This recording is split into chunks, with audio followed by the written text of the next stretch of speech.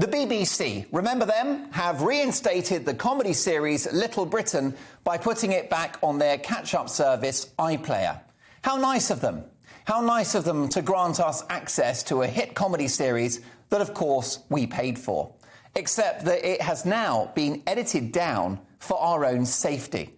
Because we're so stupid, we're so intolerant, and we're so easily led that we can't be trusted with any dangerous material that just a few years ago was watched and enjoyed by millions. Little Britain was the biggest comedy hit for a generation, loved by all communities across the land. Little Britain was exactly what it said on the tin, a portrait of Britain through the anarchic comedic lens of David Walliams and Matt Lucas. Now, I can't say that every sketch was to my taste, but the programme was suffused with perceptive social commentary, and notwithstanding some of the bawdier, wackier and more lowbrow gags, Little Britain was underpinned by astute satire, pitch-perfect performances and keen, penetrating observations. It touched a nerve, it hit home, and it made people laugh. It became a successful show, not just on the BBC, but repeated elsewhere on other channels, because it contained within it some human truth, which is key to any good comedy. Comedy is the truth dressed up in a clown's outfit. Although I wasn't an avid viewer of this show, what I liked about Little Britain was its universality. It went after everyone in our society. The work-shy and unintelligible single mother Vicky Pollard, remember her? The only gay in the village, Daffyd Thomas. I'm the only gay in the village, you know. The cross-dressing Emily and Florence, responsible for the "I'm a lady" catchphrase, and wheelchair-bound Lou, who kept hopping out of his chair, and of course that sketch featured his long-suffering carer, Andy. Confusingly, all of those characters could be accused of many forms of prejudice. Classism, snobbery, transphobia, homophobia, or in the case of Lou and Andy, an attack on the disabled. But the Beeb instead decided to remove Desiree Devere, for which David Walliams donned a black makeup appearance and a fat suit. A lady just as British as Vicky Pollard, Daffyd and Andy, but she gets the chop. Does she not have a place in Little Britain? You tell me. But you can't have it both ways. The show was either offensive or it wasn't. You can't cherry pick which offensive bits to take out and which to leave in. The answer is to leave well alone. As a portrait of modern Britain, this is a show that poked fun at all communities, all social classes, all backgrounds. It was actually diverse comedy at its very best. How can you have a comedy series about modern Britain that doesn't feature people from all backgrounds, races, creeds, colour or sexual orientation? By mocking everyone, it was about the most inclusive show you can think of.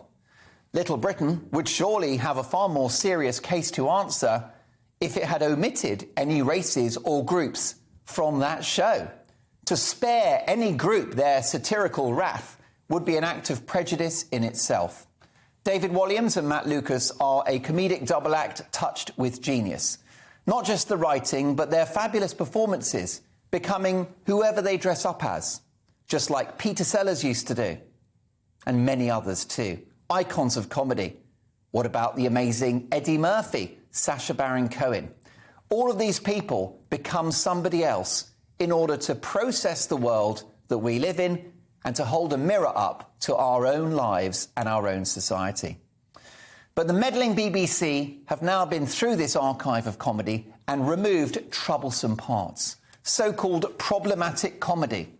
Except that all comedy worth its salt is problematic. It's got to be. We've seen this in the past with trigger warnings about faulty towers and even certain episodes being pulled because of racial language. Except in the case of Faulty Towers, it was the writer John Cleese who was mocking and satirising the old Colonel for being racist, for being out of touch, for being ignorant. But even an anti-racist message falls foul of the tone-deaf, illiterate censors. Whether it's decolonising Shakespeare, banning the Rolling Stones from performing Brown Sugar, a song critical of slavery, which they will now never perform again, No one has the right to touch works of art. They exist as monuments to our story. Even if we now reject or hate what they represent. Some of Bernard Manning's routines, for example, repulse me.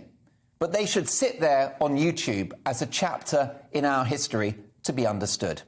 Western values of liberalism have eroded in recent years. We've seen the encroachment of totalitarian policies and values that a once freedom-loving country used to have but has discarded. Lockdowns to control the virus, not a Western idea.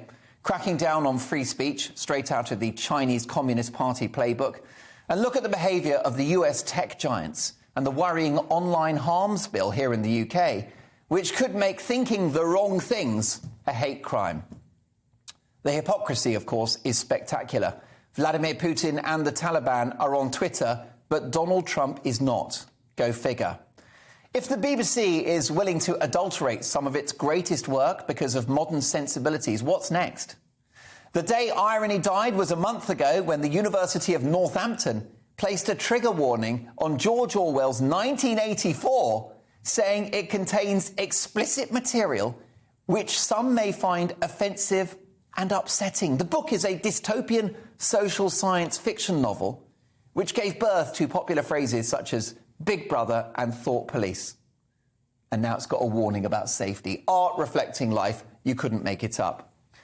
Let me be clear. Something is happening, folks.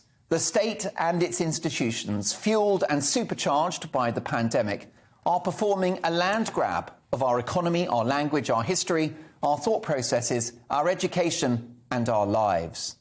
Aided and abetted by the aforementioned tech companies like Facebook, Twitter and Google.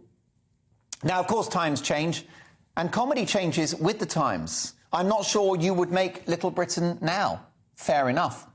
But the point about Little Britain is that nobody came out of it well. The truth is that comedy wounds, comedy attacks, comedy hurts, and it's got to be naughty. It has to be problematic.